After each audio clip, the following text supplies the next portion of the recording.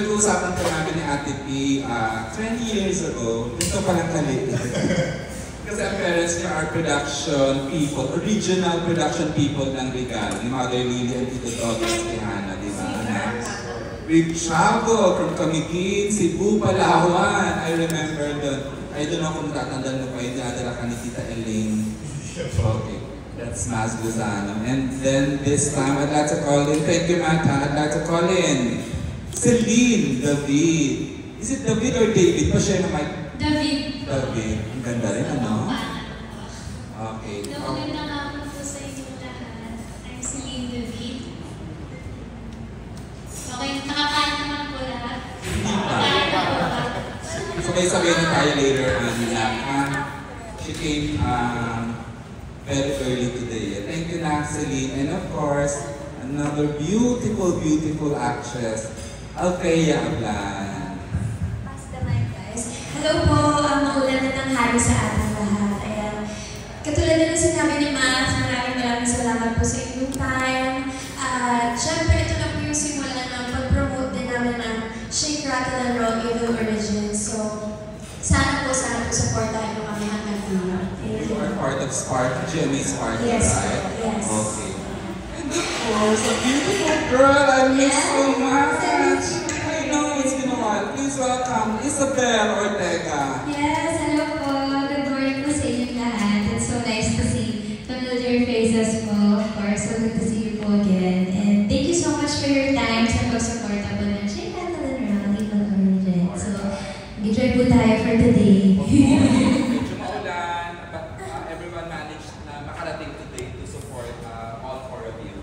Hindi makakarating si mga isang cast possibly. Anyway, sige na, go na. Okay, before the first set of questions, I'd like to ask si Althea na make us kwento about your role here dito sa Evil Origins. Anong role mo? Anong episode? Okay, sige. Ako po ay sa episode 2. So, kami po yung sa party with Francine, JM Fiang, si Sassy Girl, ang nagpapasaya sa amin, and directed by Direct Joey De Guzman. So, Gen Z episode. yes, I'm Gen Z. I'm present. So, I play the role of Pia. So, si Pia, meron siyang kapatid, si Marco. Pinaplay ni Dylan. At si Pia naman, ano ba? Paano ba siya i-describe? Ano siya? Rich kid, so may pagka-conyo. Hindi naman siya ma-artist like Max, like. Ayun. Tapos, ang group of friends niya sila JM, si Fiang. Ayun. Yes. Yes. Ayun na naman. Thank you. Alright. Okay, Celine, make us kwento about your role na. Natry ko pong malumata kasi baka maging tombolan po ako ng grupong boss. Baka ano mas kwento ko. My name is Rhea po and nandun po ako sa episode 3 which is a future na po, 2050. Kasama ko po doon the iconic star din po ng Shake, Rattle, and Roll, Miss Manilyn Reyes po. And Miss Ivana Alawi, and si Jerez, and Kuya Matt. And si Drea po, parang mo siyang pure. Siya po yung parang sense of purity in the midst of chaos since 2015 na nga po yun. Dahil po, magulo-gulo na nga po talaga ito. Maraming kailangan abangan po talaga. Kasi excited po ako. Mga kasi may masabi talaga. Si Celine is not part of Sparkle, but you are under ang management ko, Celine? Soon to be Regal na. Actually, pwede na namin announce that she's now part of the Regal. Ngayon po, illegal dating na lang po. Ang cute. And of course, Matt! Hello po, magandang tanghali po ulit. Ako po si Matt Lozano and ako po ay si Dong sa episode 3. Episode 3 ay post-apocalyptic na senaryo at 2050 ang aming year. At si Drea ang isa sa pinakamakulit sa mga characters dito sa episode 3 and si Dong ang kuya ni Drea.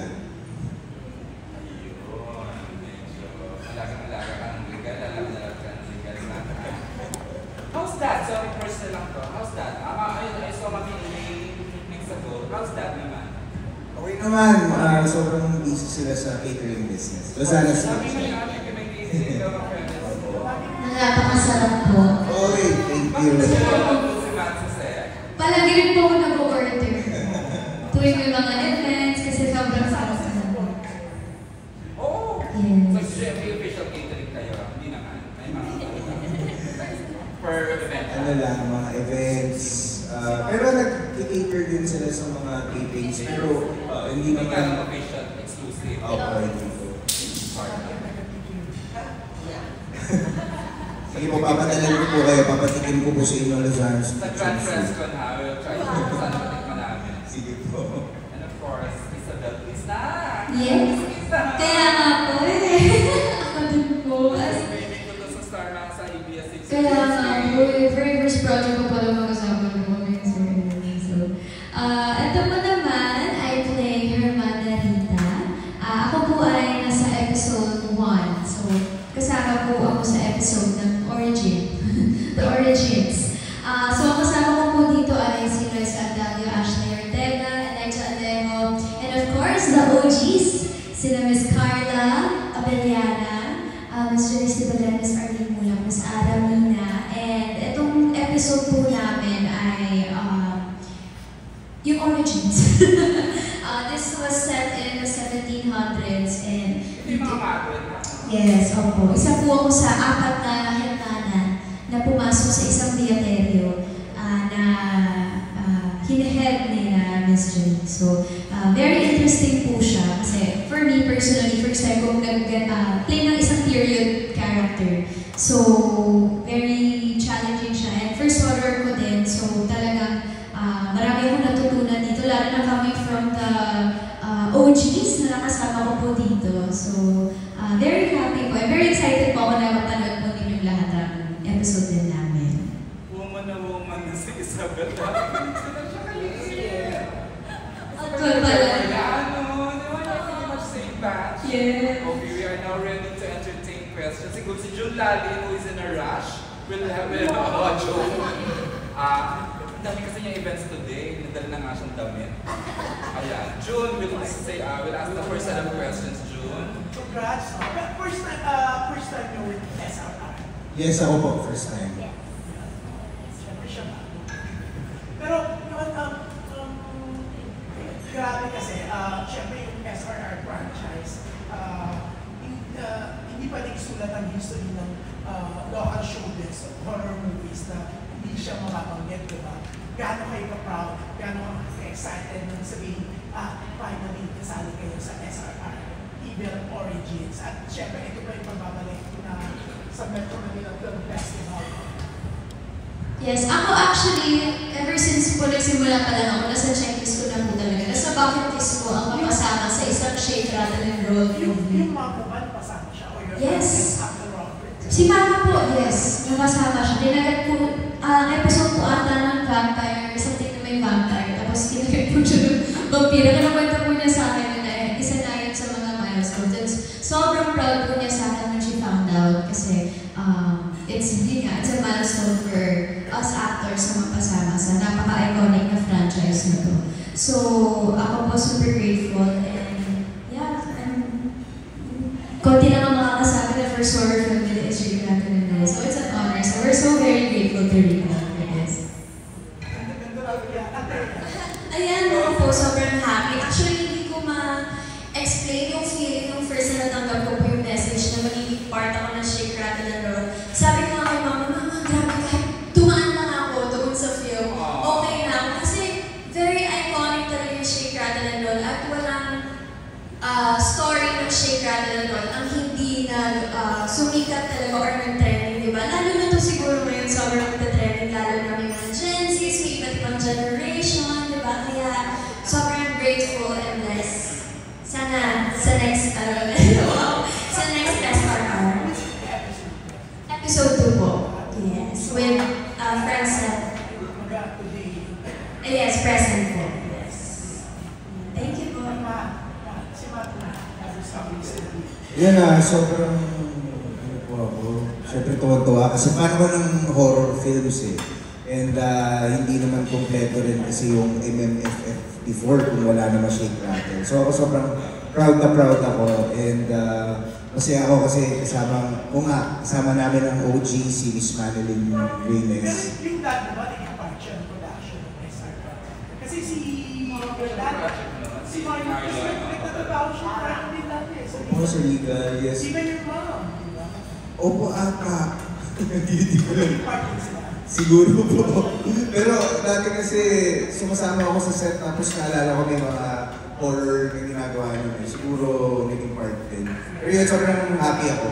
Kasi this is my second legal film. At kasama ko rin si Richard Gutierrez, When I Met You. 2008? Payat pa po ako. Yun, so thank you, Legal, for giving us this one. 2009. Nangihiyak-niyak po nung nalaman ko po yan. Since actually, nag-audition po ako, ang dami po pong naging ganap, naging pangyayari bago po ako makadating mismo sa audition phase ko. And syempre, nasiraan ko na sa sakyan, ang taas ko ng lagnat ko.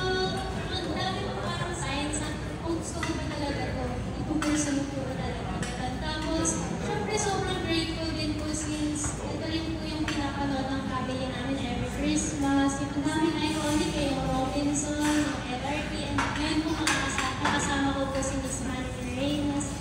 So, ang dami lang din po natutunan, and really grateful po na pinagkatiwala po sa akin ni Miss Crystal since baguhan po po. Uy, binawin natin, hindi sinabi mo ako sa iyo.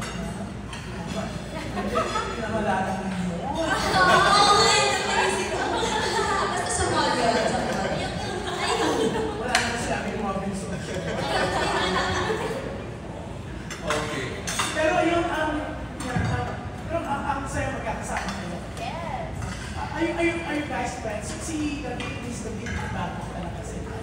Pero kayo, sa GMA, magkakasama.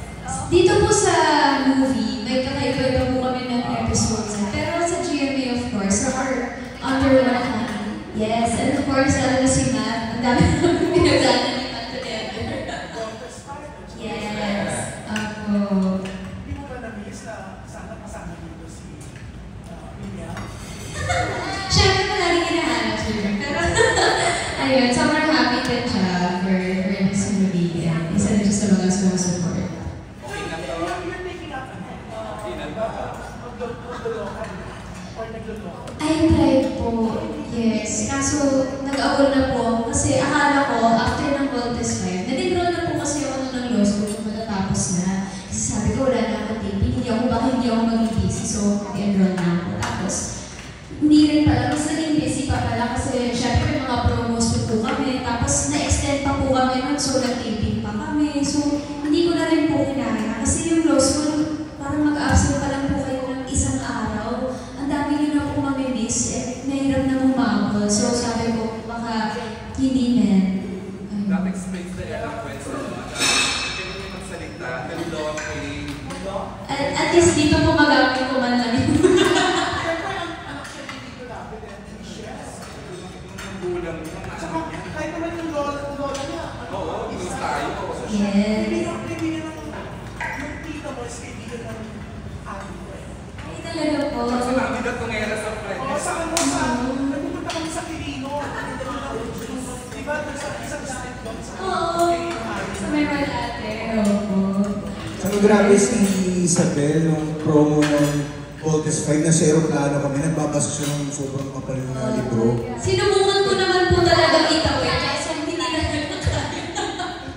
Oo. Makikichika ako pero nagbabasa ako na hindi talaga kinaya. Di ba, rin nakakailan sa ship rather than no? Yes. Ito po yung pinili kong landas and I don't regret it kasi sobrang happy po. Pero congrats ha, kasi para mapasama sa isang iconic horror movie, di ba? Ang bongga. I'm sure hindi kayo makakalimutan kahit magkakalaga. Thank you po. Thank you so much.